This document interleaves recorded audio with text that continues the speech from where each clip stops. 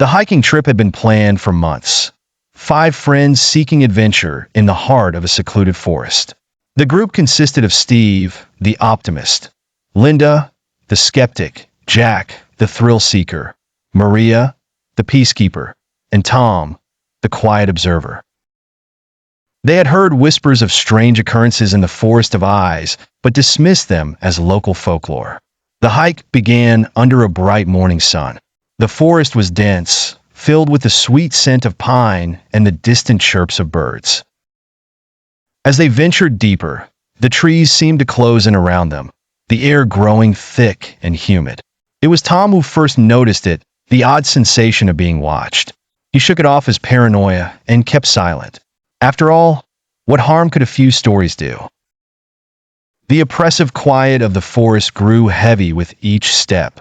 Linda was the next to feel the unease. She turned to Steve, whispering, "Do you feel that?" Steve forced a laugh, trying to lighten the mood. "It's just nerves. This place is eerie, that's all." As twilight descended, the forest took on a more sinister tone. The vibrant greens turned to dark shadows, and the once welcoming path seemed to twist and writhe beneath their feet. Maria lit a lantern, its flickering light only serving to deepen the surrounding darkness. It was Jack, always the bold one, who first caught sight of the eyes. Red, glowing orbs hidden within the blackened bark of the trees, watching their every move. "Guys, look!" he shouted, pointing to the nearest tree. Panic set in as the group realized Jack wasn't seeing things. Hundreds of eyes stared back at them from every direction. The forest was alive. The trees were sentient, and they were far from friendly. "We need to get out of here," Maria said, her voice trembling. They turned back the way they came, but the path had vanished, replaced by an impenetrable wall of trees. Every step they took seemed to lead them deeper into the forest's grasp. Steve's optimism faltered, replaced by dread. The group huddled together, the trees' eyes following their every move. The air filled with the rustle of leaves and faint whispers, as if the forest itself was speaking to them. Tom fell silent, listening. "Do you hear that?" he whispered.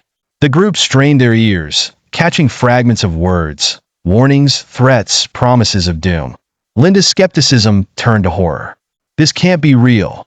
It's just the wind," she rationalized, though her voice betrayed her fear. Hours turned into an eternity as they wandered aimlessly, the forest showing no mercy. Exhausted and defeated, they stumbled upon a clearing. For the first time, the eyes vanished, and they felt a glimmer of hope.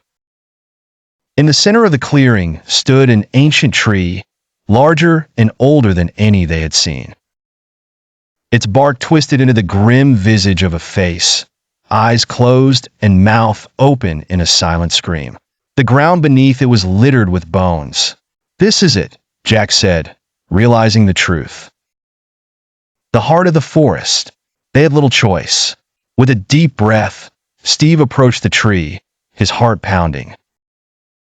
As his hand touched the bark, the eyes in the forest reopened, their gaze intensifying. The ground beneath them began to tremble, the forest's fury unleashed. In a blinding burst of light, the friends were thrown to the ground, unconscious. When they awoke, the sun was rising, and the forest was calm.